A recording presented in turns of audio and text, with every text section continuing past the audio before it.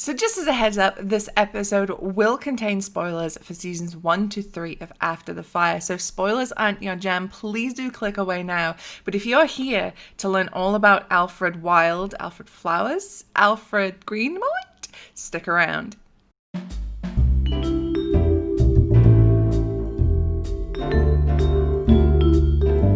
Alfred Wild is a low-born man born in the mountains around Fox Hollow. His mother is a woman, a hunter, and Alfred grew up as a hunter.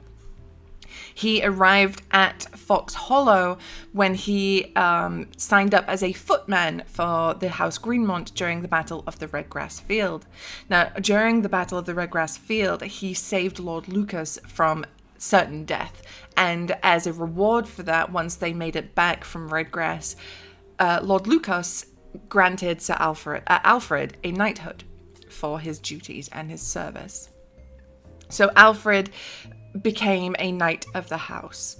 He again gained position when Lady Marcia was due to marry Lord Lucas at the wedding ceremony. Now, House Greenmont has this thing with weddings where the bride will present a sword. If she's marrying into the family, a woman will be given a ceremonial sword to present to a knight of the household as a ceremonial gesture of that you are now my protectors. So during this ceremony, Lady Marcia, wearing a heavy bridal veil and with her unfortunate clumsy drawback, presented the sword to the wrong person. She presented it to Alfred by mistake instead of any of the other knights of the household. So Alfred became Lady Marcia's personal guard, in a sense. And that's why we see him at the beginning of season 1. He is sticking by Lady Marcia. He is protecting her. He is also performing duties for her, which we see again when an illness strikes Fox Hollow Hamlet and the surrounding areas. Alfred is the one that helps Lady Marcia with treating this illness. And as a consequence, has about 12 of his shirts burnt, because that's just how you do in medieval times. But Alfred's next biggest moment came when word of Dornish raiders in the mountains reached Fox Hollow. He was sent out with a bunch of other household knights, including Sir Babelbrook, to put a stop to these raids, to find these raiders, to kill them, to bring them back if possible.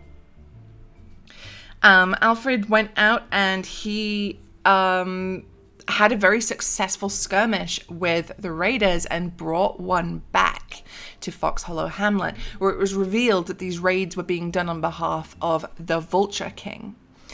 He was then tasked from that point to go out and to find this Vulture King, to stop him from attacking Greenmont lands, as within the Reach and Dawn, there's been conflict on that border for centuries. Dornish houses will raid Reacher houses will raid Dornish houses. It's just been a back and forth forever, basically, along the mountains. But this Vulture King is something new, at least within our living memory in the game.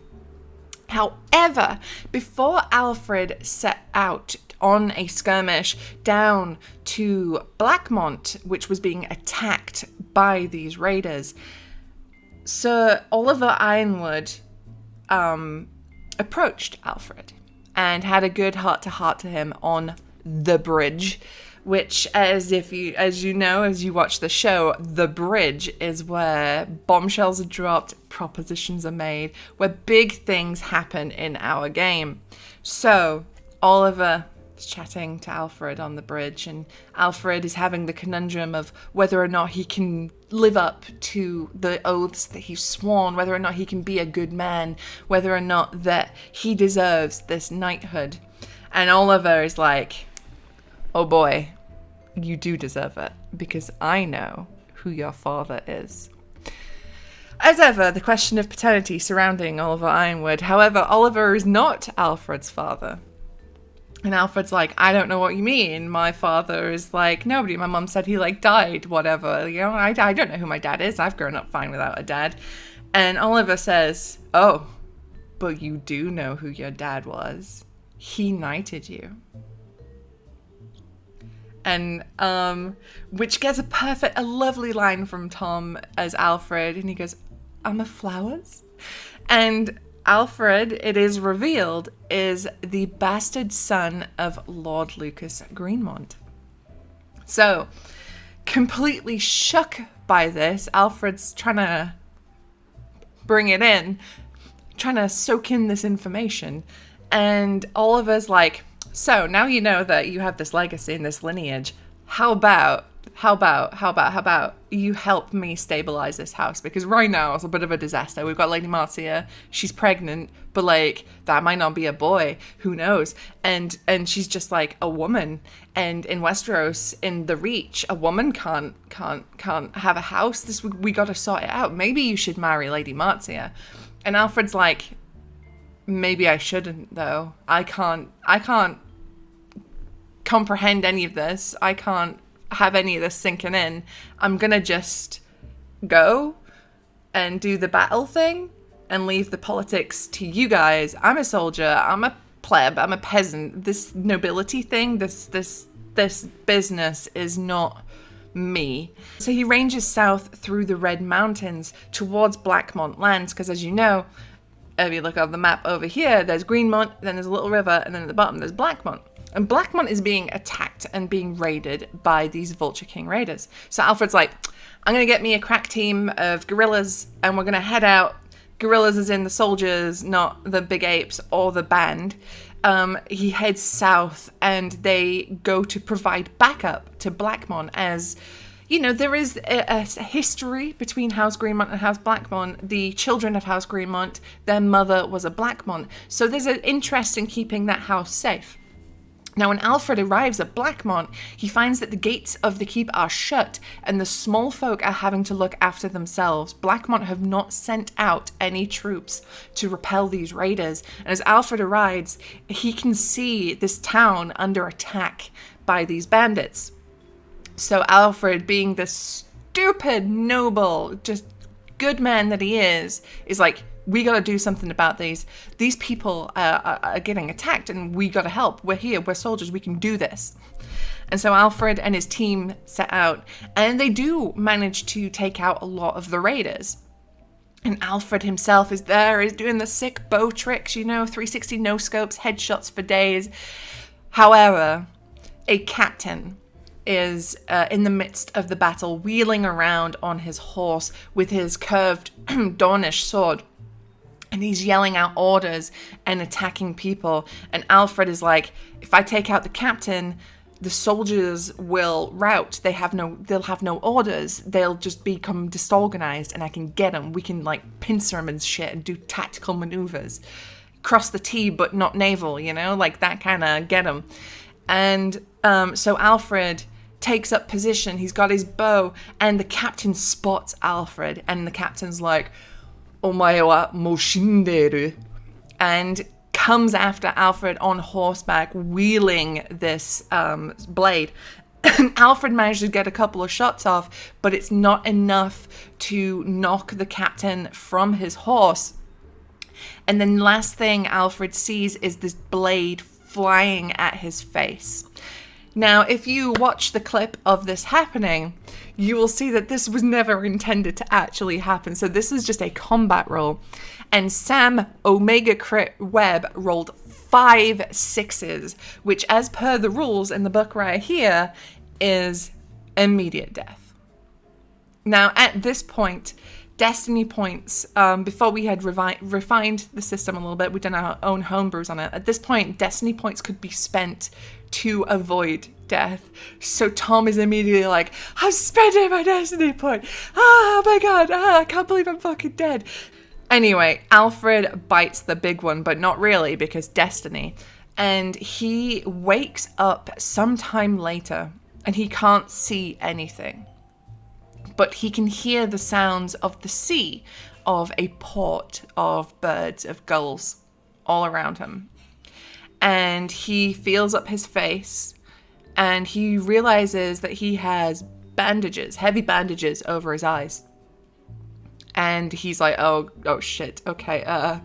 And he begins to peel them off. And he manages to do so, but realizes that only one eye is opening. He can only see through one eye. And he has this conversation with a healer, and she basically is like, yeah, dude, you got fucking wrecked. Like, you got absolutely smashed. I'm sorry, but your modeling days are over. And as you can see in the art that I did, Alfred,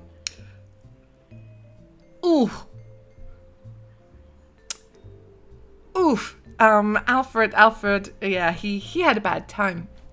But then he also once he's kind of begun to process this whole thing with his face, he's like, hang on a second, where am I? Because Blackmont is landlocked. There is no sea at Blackmont. How come out that window I can see boats and stuff and architecture that is definitely not Westerosi and definitely looks a little bit Bravos-y? And the healer goes, oh yeah, it's because you're in Tyrosh now. And he's like, okay, why? Why am I now in Tyrosh? And she doesn't really have any answers for him, but she's like, I know the man that you can speak to about this. He'll want to know that you're awake. At which point, Oliver's got very excited because you know who's in Tyrosh, right? You know who fled there after his brother and his nephews were killed at the Red Grass Field, and after he did stab Bloodraven in the eye. Oh yeah, baby, it's time for Bittersteel. So, Alfred is still really fucked from fighting. He's really just knackered. And he sort of hobbles through to find like a almost kind of semi-throne room-ish kind of deal going on.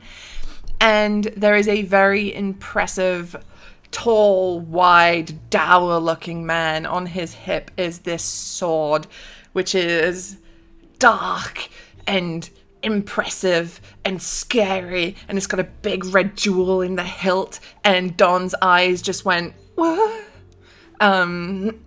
His Kokoro went doki doki as we realized that this was Bittersteel, and not only was this Bittersteel, but he was wearing Blackfyre on his hip. So for a moment we all forgot about Alfred and fangirled over the sword, but however, Bittersteel was like, what's your name? Where did you come from? Who are you? Not turning into an owl, that's all me. And Alfred's like, I am Alfred.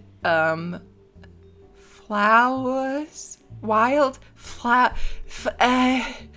It's messy. It's complicated. I don't know. And Bittersteel's like, another bastard to add to my army. Tell me, are you, like, any good? And Alfred's like, I'm the fucking best archer that there is, mate. Like, come on. And there's like a mini confrontation here because Alfred is still being a little bit cagey because he's been kidnapped, really, in essence, and he's being press ganged into service for a traitor's army. But no, you know, he fought for Bittersteel anyway in the past, so it's kind of not that bad for Alfred, but it kind of is. Anyway, so there's a whole thing, and I remember this vividly. Bittersteel just kind of like cleaves a guy in two to prove a point, because he's just that kind of guy. And we were all like, oh, he just cut a man in half for like no reason. It was very cool. It was also very terrible. And Alfred's like, shit, okay, I guess I better just like, not fuck around with this guy. He's kind of serious. And from that point onwards, we see Alfred kind of get his place within Bittersteel's new army, which we find is being garrisoned in Tyrosh. And as it goes on, Alfred begins to become like the company man. He keeps his head down, he keeps out of trouble, he becomes the best archer that they have and rises through the ranks. And on the way, he makes friends with the Tyroshi man named Galerio, who is teaching Alfred how to speak Tyroshi. And they kind of have like this cool like banter thing going on. They kind of like chill. And Alfred sort of starts to find his place within his new home. Because as he knows, there's no way he can basically get back to Westeros right now. There is no way that he can get back to his old life. So he's gone into survival mode in which, like, I'm going to do the best I can here so I don't get murdered by the very angry man with the very cool sword. And there's a point where Alfred is just having a regular old day in the camp. He's earning his toms. There's a conversion rate below. He's earning his toms, and Bittersteel comes into the camp, and he's like, you, and he's picking people to come with him. And he picks Alfred. And Alfred doesn't go like, hey, what's going on? Because he doesn't want to get stabbed by the very angry man with the very cool sword. So he says, so he goes with Bittersteel. And they're going to speak to the Archon of Tyrosh, as it has been revealed that a Lord Arryn from Westeros, so a Riverlands house, the Arryns, like up here, like the as high as honor people with the falcon and the moon, and Arryn has come to Tyrosh with an offer for the daughter of the Archon of Tyrosh to marry a Targaryen prince, to form an alliance. Now, obviously, Bittersteel is pissed at this, and he is not having the Tyroshis, who have been looking after him, who've been letting him stay here, marry into the Targaryens and mess up that whole thing. So Bittersteel, who is famously cool, calm, and collected, stabs Lord Arryn and kills him and says, there will be no fucking marriage. Do you hear me?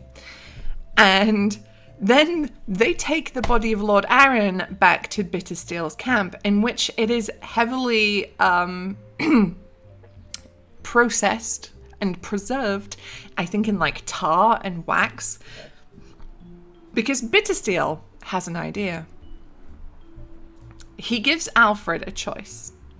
He says, you will come to war with me in the disputed lands, or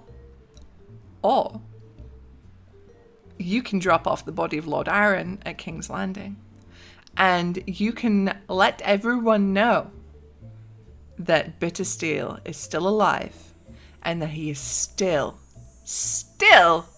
serious about taking on the Targaryens. I'm sorry if you can hear bugs screaming. It just be like that right now in summer. So Alfred is like, okay, so if I go to the disputed lands, I'm dead. If I go to King's Landing, I'm dead.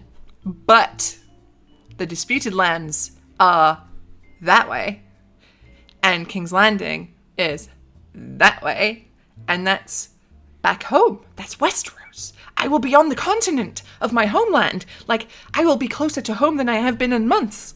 So Alfred goes, sign me up for King's Landing. I'm on it. And Galerio is like, oh, Alfred, you sweet, dumb Westerosi bastard, I can't let you go alone. I'm coming with you, and I'm gonna assemble a crack squad to come with you. And so a crack squad is assembled, comprising of Geralt Cleaver, a serial killer, and definitely also probably a cannibal. Alice Strong, the biggest muscles in all of Tyrosh. Can you tell she was played by me?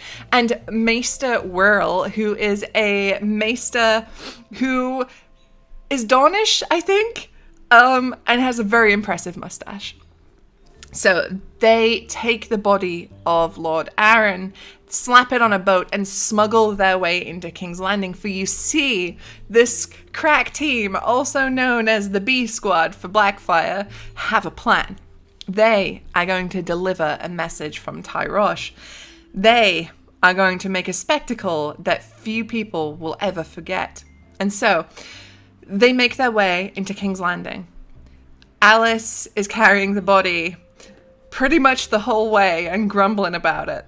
Maester Whirl is concocting plans and talking to people and being very good at it and bullying young squires into being our squire now.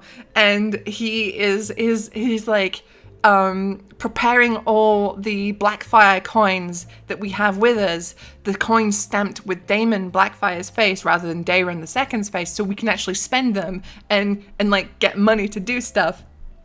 And Geralt is out there menacing people and skulking through the streets. But nonetheless, they manage to bully a child into being a squire. They steal a horse. They construct a horrible saddle with a big spike on it. And then they manage to talk their way into the joust. For you see, I forgot to mention this. This is a tourney is currently happening at King's Landing. This is a tourney for Prince Valar, who is Prince Baelor's son. There's a lot of like Blair sounds in Targaryen names. So Prince Valar is I think he's about 12, and this is his birthday. It's his name's day. So they're throwing a big tourney for him, and he's having a great time, and his dad's there being Baelor, and Maekar's there, and like Bloodraven's there. And like, it's like everybody's there. Anyone who's anyone is at this tourney at King's Landing. Meanwhile, we've had a sort of BioWare-esque sort of Alfred has gone around his party members and learnt a little bit about them. And Alfred has also been convinced to not be anywhere near the joust on the day of the event. Because Maester Wirral is like, kid, you've got a big future. You clearly have something you're fighting for. You need to figure out exactly what that is because you don't have a solid answer right now, but you have something. So I'm going to save your life. And so you should not be here. What you should do, Alfred Wilde, is you should enter the archery competition because I know there is no one that is your equal. Spoilers, there is. But you should go do that instead because that's a great alibi. That means that you weren't anywhere near what we're going to do. And so Alfred does. He joins the archery competition and he does really well. He makes it to the finals. He goes up against Sir Brynden Rivers, Bloodraven himself. And they have a very close match in which Brynden definitely cheated using his magic because that's just who he be. He got that aimbot installed. He can't uninstall it now at this point. He's come too far. People think he's too good at archery, so he has to keep that aimbot installed. Otherwise, everyone will know that he's a big spooky fraud. So, unfortunately for Alfred, Sir Brynden Rivers wins the archery competition, but that's okay because Alfred, in this match with Bloodraven, learns something about himself. He learns that he should be more open about who he is now. He's got this new confidence about himself. And the whole time he'd been keeping this one scarred eye covered up. But at this point, he has let the scar out and he is like, yeah, what of it? I got smashed in the face. I'm a bastard. But you know what? I'm alive. I'm a kicking. I'm going to go home. He doesn't vocalize that, however, because that would be very dangerous. We next see Alfred after that on his way back home. He sort of travels quite leisurely. No, it's not quite leisurely. That's Susie Salt. He manages to make his way through the Reach, through the Crownlands, through the Reach, back home to Fox Hollow, in which he gives Lady Marcia the fright of her life as she is literally seeing a ghost. She had held a funeral for Alfred. She had acknowledged him as one of the bastards of the house. And she is extremely distraught as she's had a very rough time in and of itself. Big things had happened at Casa Greenmont. Big things. We'll get into that with Marcia's video. But Alfred arrives back and he's like, hey, I'm not dead. What do you need from me? I am ready to step up. I am ready to be a member of this household. I know who I am. I'm not ready to be Lord. That's your son's the duty. That's your true-born son. Sons, plural, because she's had the babies by now. Spoilers for Lady Marcia. And I'm ready. I want to be a part of this house. So Lady Marcia is like, okay, first job. I know where Mira is. Go get her. And Alfred's like, oh shit, we know where Mary is? Tight. All right, let's go. I'm going to take my best friend Rob and Briar, who is a member of the Devoted, with me as the 3-man squad. We're going to go in. We're going to deliver a message to House Ironwood. God, I'm trying to keep this fake. Damn. I'm going to deliver a message to Ironwood and let them know about what happened at Casa Greenmont, and we're going to go get Miria. Because she's there, right? She's at Ironwood. It's gonna be good. It's fine. So they have like a jolly jaunt, the 3 amigos, through down to Ironwood. They arrive. It's a complete shit show. As discussed in Miria's video, Ironwood is in the midst of an uprising. The Knights of the Order of the Blood Royal are kicking off because they've been told that they are being dissolved and that basically the house belongs to Mare Martell. Unbiased. The house belongs to Mare Martell, basically, and the Order of the Blood Royal are like, F this S, I'm not having this, let's kick off, let's fight. And the 3 amigos arrive at the time and are like, what the fuck did we just walk into? Holy shit. And they sort of try and get in, but it's unsuccessful. They don't manage to, because of this big fight that's happening, they don't manage to like sort of talk their way in, so they have to sort of make an alternate entrance into Ironwood, and they have to dodge and duck a lot of the fighting that's going on. But along the way, they come across a couple of the Order, and there's like a very like tense moment where they're like, who are you? And they're like, who are you? And we're like, we're here looking for Miria. And they're like, I don't know who Miria is. And then like they describe Miria and they go, oh, you mean Casella? Yeah, oh my god, there's a whole thing. She's in the dungeons. Like, she's been captured. And then out comes everyone's, well, my favorite, Daemon Storm, who's like, who are you? And then they're like, who are you? And she's like, I'm fucking Daemon Storm, who are you? And they're like, oh, we're here to look for Miria. And she's like, you know who Miria is? Okay, shit, you gotta help me. She is in trouble. And it's all fucking Horatio's fault. So I'm gonna go kill Horatio. You can come with me if you want, because he might have her. I don't know where Miria is right now. We don't know where she is. Last, she got taken away. So she's probably in the dungeons, but we don't know. I tried to go find her, couldn't find her. So I'm gonna go kill Horatio instead. And the 3 amigos is like, you shouldn't go kill... We're not going to come help you kill Horatio. We're going to go look for Miria. Briar decides he's going to go look for Mare Martell. No, wait, does Briar go with... Briar might go with Dara for a little bit, at least. But Rob and Alfred head out another way. They split up, and Rob and Alfred take another route to look for Miria. There is a moment where they're running along a corridor and there's scorpion bolts flying at Castle Ironwood, like pew, pew, pew, pew. It's horrible, like ducking and diving like it's a big budget blockbuster action horror war movie, and they're ducking and diving, and there's one bit where like the wall in front of them just gets completely just smashed by a bolt, and they take a second to have a breather. And they have like a little, Rob and Alfred have this conversation together, and Rob is like, I'm really glad you're here with me, Alfred. You're my best friend. You are, like I couldn't have got to this place without you. Bring it in for a hug, please. I just need a hug right now. And so Alfred being like, dude, this is really not the time or place. We're looking for a child, and also there's a big war happening all around us, is like, all right, bring it in. Hug time. And they have an embrace. And it's a lovely little tender, like, bro hug. Until it isn't.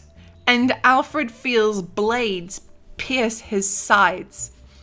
And a deep rumbling voice that says, Valar Morghulis. As it is revealed that Rob is not Rob. Rob is a faceless man.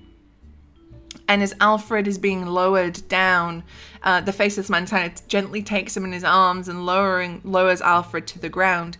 Alfred is like, why? I thought, what the fuck? What? Why? And the faceless man reveals that he had been hired by Bittersteel, that Alfred should have returned to Tyrosh after delivering the body, that he deserted, and that Bittersteel would not tolerate a deserter, and he couldn't risk having a deserter running around Westeros. For all Bittersteel knew, Alfred could have been a spy. He could have told the Targaryens everything he knew about Bittersteel and his forces. And so the Faceless Man lays him down and appears to feel some remorse about what he did. He feels the emotions of the people that he has claimed the faces of. And Robb genuinely was Alfred's best friend. So they have this moment, and Alfred's sword is laid on his chest, and he is left within the walls of Castle Ironwood. And unfortunately, we don't know what happened to Alfred's body. It's likely it was just gathered and disposed of with the other the other bodies of the time. But that was the end of Ser Alfred Flowers, Ser Alfred Wilde. Alfred, who would never be a Greenmont, but he, by name at least, but he was a Greenmont by heart, and he gave everything for the family, and we loved him very dearly. And news of his passing did make it to Lady Marcia, and he is honored within the keep at Castle, not Castle, I don't know why I keep calling it Castle, it's not a castle yet, at Fox Hollow. But unfortunately, that is where Alfred's story ended. But that was not the end of Tom, who played Alfred. Tom appeared at the end of season 3 playing Enzo Sal, a famous Braavosi pirate who had been hired by Maekar Targaryen as a personal tutor for Lady Marcia, in teaching her how to read and write and also how to speak Valyrian.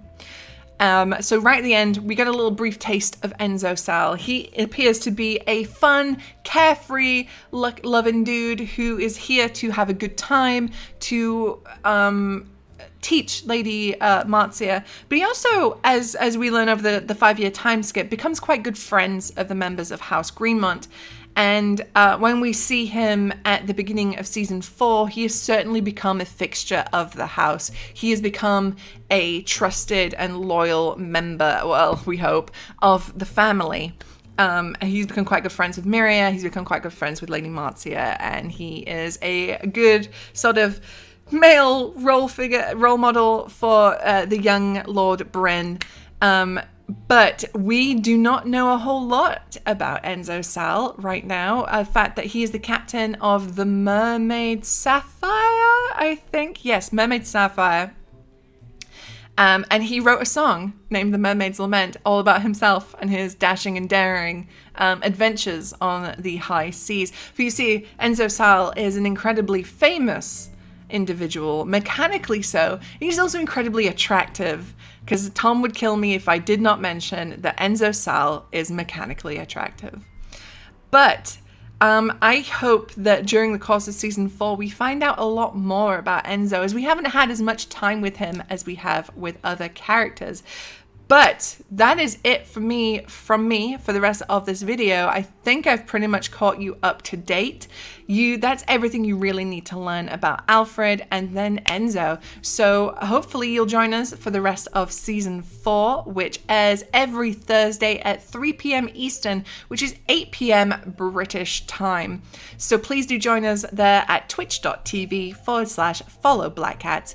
And we will see you next Thursday for the Juicy Fruits.